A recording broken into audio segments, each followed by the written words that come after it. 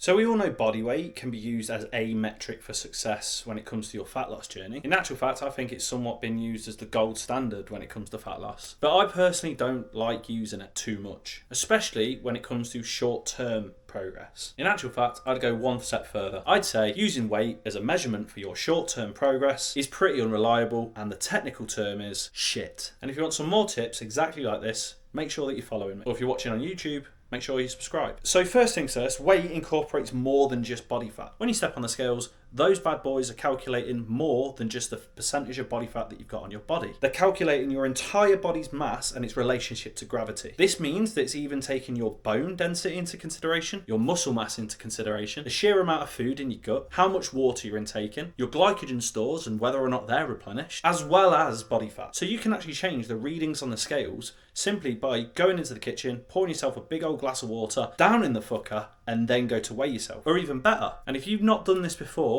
you're an absolute liar. Weigh yourself, go to the toilet, then weigh yourself afterwards. And you'll notice that there is a little bit of a difference. This isn't because you've lost a lot of body fat in your 5-minute trip to the toilet. It's simply because there's less inside you, which is why your body weight is now a little bit less. This is why I much prefer using body weight as more of a long-term metric for success rather than a short one. Because of how much it fluctuates and how long it actually takes you to lose body fat, and if you don't know how long it takes for you to lose body fat, there's 3,500 calories in 1 pound of body fat, which means if you were adopting a 300 calorie deficit, it'd take you between 11 to 14 days at the very minimum to lose 1 pound of body fat, which means that 1 pound loss will not really show up on the scales until at least 11 to 14 days have passed. However, if you kept this up indefinitely over the course of weeks, months, even a year, then you'll eventually begin to see a difference in the scales, because 1 pound leads to 2 pounds, 2 pounds lead to 4 pounds, 4 pounds lead to 6 pounds, 6 pounds lead to a stone, and you get the idea. But that is only after looking at body weight in the long term, rather than judging your whole success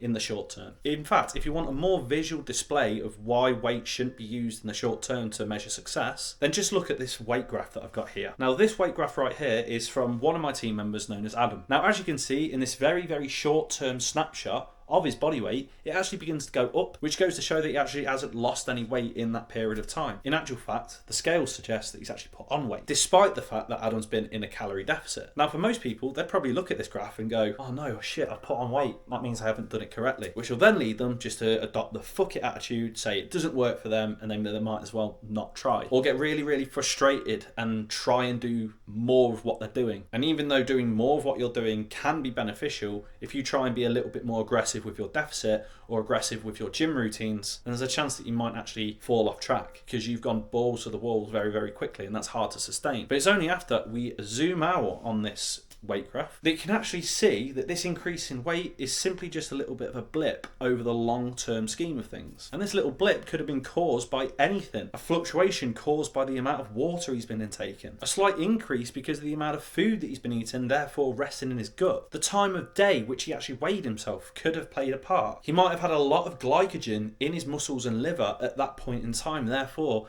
increasing his weight a little bit. But as I said, over the long-term scheme of things, that little blip is quite irrelevant because the downward trend of his weight is apparent. So hopefully that makes you understand that you shouldn't really be using weight in the short term, at least, to measure your success, because that's a simple way not just to get very, very frustrated and pissed off with your lack of results, or lack of results, but it's also a very surefire way to have a little bit of an unhealthy relationship with the scales. Instead, you should base your short-term results on more qualitative measures, such as how you're feeling, the amount of energy that you've got, your confidence. And if you want to use a quantitative measurement, then use the things that you do in the gym. How much weight you're lifting, how many times you're going to the gym, your routine, and how many days you've been successful with creating a calorie deficit for. These are much better determinants of success in the short term when compared to using weight for it. If you like this video, feel free to give it a like. If you've got any questions, feel free to comment below. I'd be more than happy to help. And make sure you're following me or subscribe to me to get more tips and help exactly like this. Have a good one.